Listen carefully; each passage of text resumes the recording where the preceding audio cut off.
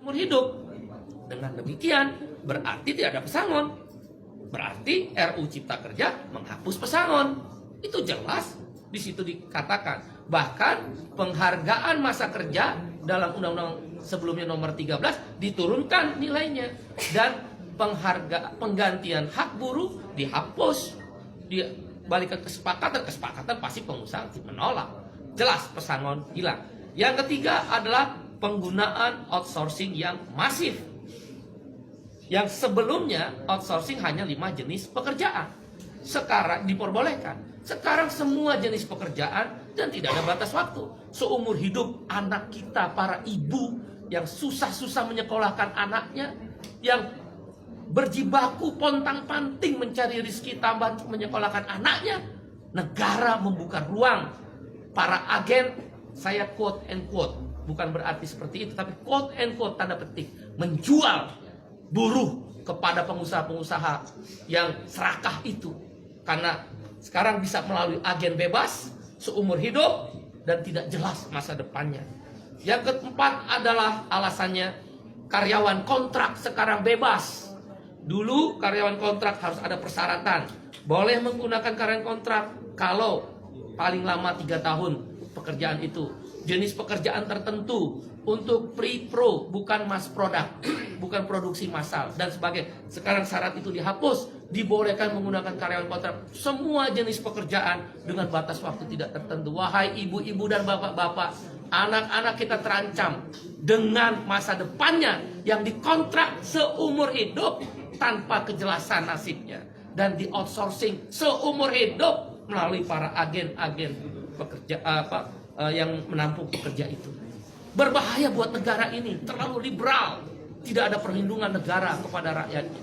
Yang kelima adalah social security, jaminan sosial dihapus, khususnya jaminan kesehatan dan jaminan pensiun. Dengan berlakunya upah per jam atau istilah dalam undang RU tersebut persatuan waktu, maka tidak ada lagi kewajiban untuk membayar jaminan kesehatan dan jaminan pensiun. Bagaimana menghitung pensiunnya dengan upah per jam?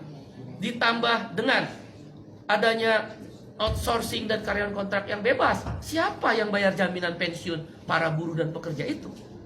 Dunia pekerjaan Indonesia terancam. Pekerja-pekerja lokal terancam. Ditambah yang keenam alasannya adalah tenaga kerja asing. Dulu harus mendapatkan izin menteri. Sekarang hanya sekedar pengesahan tanpa perlu izin menteri. Siapa yang kontrol bahwa buruh kasar tenaga kerja asing bisa masuk? Sekarang saja yang ada izin tertulis menteri bisa hilang. Bisa banyak orang buruh kasar tenaga kerja asing masuk. Sudahlah outsourcing, sudahlah kontrak bebas, sudahlah upah murah, sudahlah masa depan tidak ada. Buruh-buruh asing bisa bekerja di startup. Startup dan lembaga pendidikan sekarang bebas untuk memakai jasa tenaga kerja asing. Itu berbahaya, mengancam pekerja lokal. Yang ketujuh adalah yang kita sebut dengan waktu kerja. Sekarang ini maksimal adalah 7 jam sehari dalam 6 hari kerja, Senin sampai Sabtu, atau 8 jam sehari dalam 5 hari kerja, Senin sampai Jumat. Dalam RUU Cipta Kerja dihapus semuanya.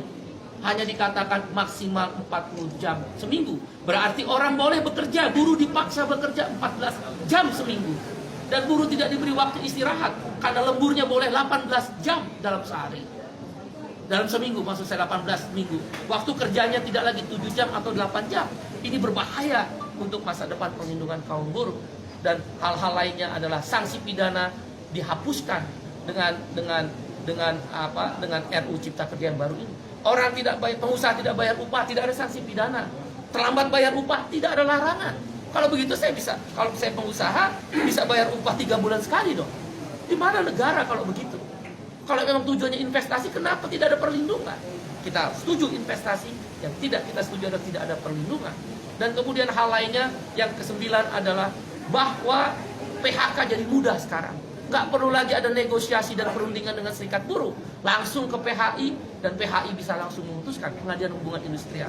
Jadi karena itu kami berpendapat 9 alasan KSPI menolak RUU Cipta Kerja yang sudah resmi diserahkan DPR akan dilakukan perlawanan. Bagaimana kalau kemudian DPR tetap mengesahkan RUU tersebut? Ada 3 langkah yang kami lakukan. 1, aksi besar-besaran selama pembahasan di DPR, maupun kalaulah dipaksa untuk disahkan yang merugikan buruh tadi. Aksi nasional, aksi daerah, bahkan tidak menutup kemungkinan aksi yang melibatkan komponen yang lebih luas. Kawan-kawan mahasiswa, mereka terancam. Begitu masuk pasar kerja, tidak punya masa depan. Para ibu-ibu, bapak-bapak terancam karena mengeluarkan biaya tinggi untuk menyekolahkan anaknya. Tidak punya kepastian masa depan untuk anak-anaknya.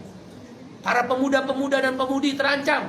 Nggak mungkin mau menikah karena outsourcing dan karyawan kontrak. Indonesia terancam, darurat terhadap kesejahteraan Indonesia. Dan karena itu, aksi besar-besaran melibatkan semua masyarakat yang lebih luas dan masif akan dilakukan. Di DPR, di pemerintah, di daerah, bahkan boleh jadi secara nasional akan dilibatkan aksi yang lebih besar-besaran. Menghentikan produksi kalau memang